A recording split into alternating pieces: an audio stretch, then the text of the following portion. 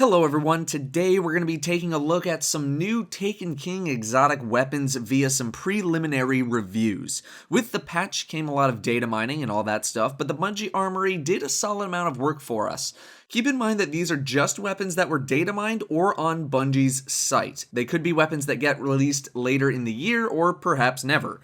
There are also some weapons not on this list that will be in the Taken King, they've just been hidden from data miners. Fabian Strategy is a medium rate of fire auto rifle. It's the 88 and 8 variety, so it's not a bullet hose, but it's not a slow one either. In the first column, we have linear compensators, CQB ballistics, and smooth ballistics, and in the second column, we have small bore, extended mag, and lightweight. Probably going to roll with linear compensator and extended mag. Our main bonuses are crowd control, which is great, life support, which is an old bonus brought back, which is alright, and the main bonus is front lines, where this weapon has increased handling, stability, and rate of fire when enemies are close. This is a good overall weapon, but it will ultimately rely on how good auto rifles end up being in the Taken King. Right now, they definitely feel a little bit better and are a little bit better, but we'll need the meta to develop a little bit more to see if this is going to be worth using in PvE. Frontlines is a decent bonus overall, but if you're not the kind of player to be up front, then this weapon will just be a regular auto rifle for the most part. It might do well in PvP though, but it depends on the range of the front lines bonus. If it's active a lot, then I think it's going to be pretty good. The Zhalo Supercell is the other new revealed auto rifle, also of the 88 and 8 variant of auto rifle. First column is smart drift control, CQB ballistics, and aggressive ballistics. Second column is braced frame, hammer forged, and rifled barrel. Might end up rolling with smart drift control and hammer forged. The main bonuses are persistence, which is kinda lame, bolts from the blue, and Zhalo Supercell. Bolts from the blue give you a small amount of super energy and returns ammo to the magazine on a double kill. Zhalo Supercell gives your bullets a chance to chain lightning when enemies are close together.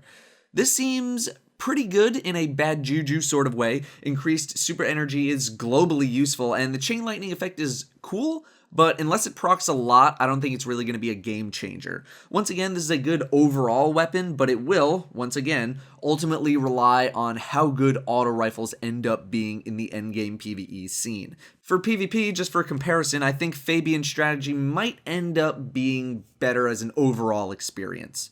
Next up, we have the hand cannons, the First Curse and Ace of Spades.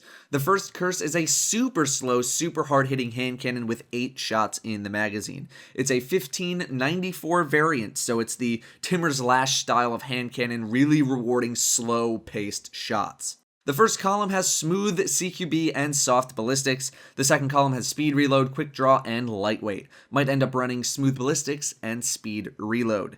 Our main bonuses are triple tap, which is alright, Deadeye, where you get a bonus to range stability and movement speed while aiming down the sights, which is pretty good, and the First Curse, where precision kills while aiming down sights grants increased range and stability until the next reload.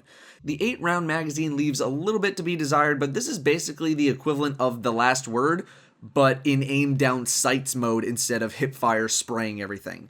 I think there is potential for this gun, but with stuff like Hawkmoon and the next gun that we're going to talk about, it'll be a very close race to see which takes the top spot. Feels like it could go either way with PvP. It's probably not going to be a 2-shot headshot kill, meaning any other hand cannon that can fire faster is probably going to be the victor, but if it's got the ability to outrange other hand cannons, we'll maybe have something going here. Ace of Spades is the other hand cannon. It's a 2281 variant, so that's your Fatebringer, red hand style of hand cannon. It's the most average hand cannon variant. We have steady hand, quick draw, and true sight IS in the first column, and reinforced barrel, high caliber rounds, and perfect balance in the second. True sight and perfect balance look like pretty good bonuses, although high caliber rounds are pretty decent for PvE. Our main bonuses are Third Eye, which is Firefly, which is excellent, and the main bonus, which is Maverick, where precision kills move 1 round from your ammo reserves into the magazine. Well, I mean, everyone loves Fatebringer, and this is probably going to be Fatebringer 2.0. Maverick is a pretty good variant of Outlaw, where you're just going to be able to mow through a lot of low-tier stuff with excellent uptime.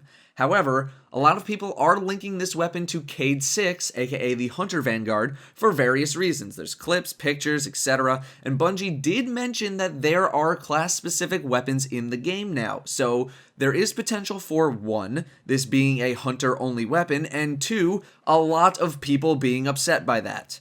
We'll see. Don't say I didn't warn you.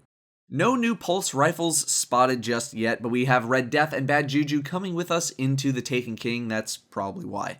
Scout rifles, Mida multi-tool might be going away, but we have 2 new ones and then the PlayStation exclusive one as well. So let's take a look. We'll start with the Boolean Gemini, aka what used to be known as the 347 Vesta Dynasty, with 19 shots in the magazine, which is pretty good. Smooth, accurized, and aggressive ballistics are in the second column. Perfect balance, single point sling, and hammer forged are in the third column. In the first column are your main bonuses, where you can pick either one way, where you gain bonus agility on precision kills, or another, where you get bonus armor on non-precision kills, stacking up to 3 times. Right now, the main bonuses seem pretty gimmicky, but I think if this weapon were to shine, it would be because it's a workhorse weapon like Vision of Confluence or Fangavir Ute. It's just gonna get things done. With aggressive ballistics, you're gonna be able to squeeze out a little bit more damage out of this thing compared to other scout rifles of the same variant. I remain wary, but there is some potential here. Next, we have what might be a Warlock-only weapon, the Tlaloc, or Tlaloc, I don't know the ruling on that first L. 20 shots in the magazine is great, and it's a 37-48 variant of scout rifle like the Boolean Gemini, like Vision of Confluence. It's that sweet spot of stats. I speculate that it's a Warlock-only weapon, only because it has the Warlock symbol on the side of the gun and on one of the main bonuses, but that's just speculation. First column is soft, accurized, and smooth ballistics. Second column is injection mold, hand-loaded, and armor-piercing rounds. Nothing too amazing in either column. The main bonuses, we have Grenadier, that's fine. Eye of the Storm, where the weapon becomes more accurate when your health gets lower, which doesn't really seem that great with accuracy still being a mystery stat and all. And Overflow, where this weapon has better handling, rate of fire, and stability while the wielder's super is charged. This sounds like the perfect weapon for a Fireborn Sunsinger, since y'all never use your supers anyway. I mean, if you're supercharged, then the thing might turn into a beast of a weapon, but when you're not charged, obviously it's just like any other scout rifle in the game of that variant. If you're the kind of person who hangs on to their super for very long periods of time, then sure, this thing's gonna fare you pretty well. Otherwise, it's just a regular scout rifle.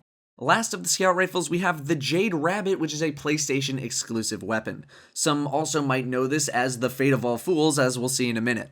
It is a 2761 variant, so that's your Galleon's Demise, your Scholar, the super slow firing scout rifles. Only comes with 7 shots, up to 11, which we'll see why in a minute. First column, we have CQB ballistics, soft ballistics, and smart drift control. Second column, we have custom optics, extended mag, and speed reload. Probably going to grab that extended mag for sure to bring it up to 11 shots. Main bonuses, we have Zen Moment, which is alright. Spray and Play, which is pretty good given the magazine size, although maybe not as good given the main bonus, which is the Fate of All Fools, where chaining body shots grants bonus damage on your next precision shot and returns ammo to the magazine. Now, before this bonus got that second part of returning ammo to the magazine, I'd say that the weapon was forgettable. I don't like having to hit the body just to proc a bonus because going for the head is going to result in more damage. That's why you go for precision shots. However, I need more on the mechanics of the ability first. For example, how many shots do you need to chain first? Can you chain as many as you want? Does the damage stack based on how many shots you chained? Does the entire magazine refill? How much is the damage boost? Answer all of those for me and I can give you an answer on how good the weapon is going to be. Just looking at the weapon itself, seeing 7 shots in the magazine and slow rate of fire is going to turn off a lot of people to the weapon. Put this one in the back of your mind for now. We need to find out a little bit more about the mechanic of the Fate of All Fools bonus before we can come to any sort of conclusion. Moving to special weapons, only 3 for now. Telesto is a fusion rifle that a lot of people are saying is similar to the Needler from Halo, although we haven't seen the weapon in action just yet. It deals void damage. First column, we have CQB ballistics, smart drift control, and smooth ballistics. Second column, we have flared magwell, lightweight, and enhanced battery. The weapon already has good reload speed, so probably going to grab enhanced battery there and smart drift control. We have Battle Runner, which is alright. Harbinger's Spark, where multi-kills with the weapon spawn orbs, which is interesting. And Unplanned Reprieve, where fusion projectiles attach and detonate with a delayed void blast. So it seems like the weapon will still fire like a regular fusion rifle, but the damage won't proc right away. It'll stick to stuff and then explode. Harbinger's Spark seems cool, but fusion rifle multi-kills can get pretty tough to execute. I don't know if this is really the highlight of the weapon. I think fusion rifles are going to make a little bit of a comeback in PvE now that shotguns got slapped the hell down, but this weapon is still a complete anomaly right now. I need to see it in action first.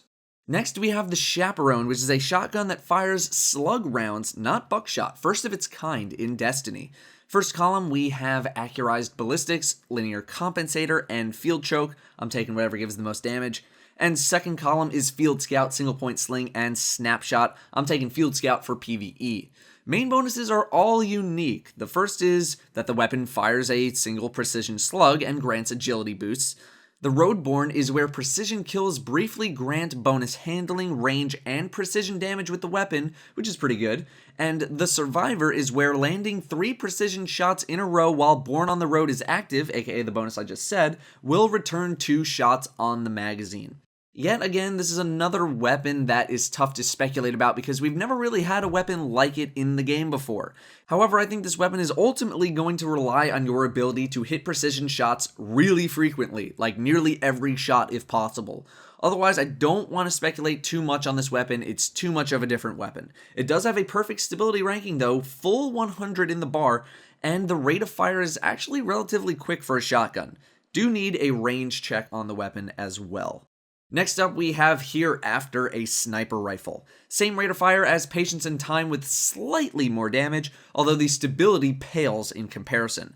Linear Compensator, Smooth, and Aggressive Ballistics are in the first column, and Speed Reload, Snapshot, and Injection Mold in the second. I'll probably take Aggressive Ballistics for the damage. This weapon has a lot of bonuses on it. First, we have Perfection, where the magazine is refunded if all shots fired are precision kills, which is pretty good. We have the Hereafter, where crouching increases scope zoom and makes it easier to aim under fire, which seems alright, but I imagine most people will end up forgetting about this bonus during combat. And then we have Blinding Light, where precision kills with this weapon have the chance to cause a bright flash that can blind nearby enemies. That's a very interesting bonus. It's basically chance to proc a flashbang grenade, and flashbangs are one of the best crowd controls in the game. Ultimately, I think the fate of this weapon is going to rely on how many situations are going to enable you to take advantage of the blinding effect. Much like Patience and Time, it's a very good sniper rifle, but it seems like it can be replaced with something else if you want to use an exotic in a different slot. The more times you can take advantage of the blinding, the better this gun is going to be. So look out for situations in high-end PvE where that blind is really going to come in handy. In the heavy slot, all we have are the 3 swords, one of each element. They're basically all the same, except each has a signature ability. The solar one has the Phoenix Uppercut, the arc has Sword of Thunder, where you can shoot a beam of arc light from your sword, creating a lingering electrical storm, which sounds awesome, and then the void one, which is called Supermassive Vortex, where you unleash a spiral of void energy in all directions. Sounds like a whirlwind-style attack. We've already spoken about my opinions on the sword heavy weapon in another video, linked here, but basically I think they're all super badass and are gonna end up being really good in the right hands. That's what I have for you guys on some new exotic weapons. A reminder that it is possible that not every weapon here makes it into the Taken King, some stuff might be for later in the year, and that I did not go over every weapon in the Taken King in this video. There are more hidden exotics to discover. The one thing that I can say is that they all seem at least potentially usable. It doesn't feel like there's going to be anything that is just super useless or super bad, just not as good as other stuff. The special weapons are probably the most unique overall, but then again, we do have swords now, so.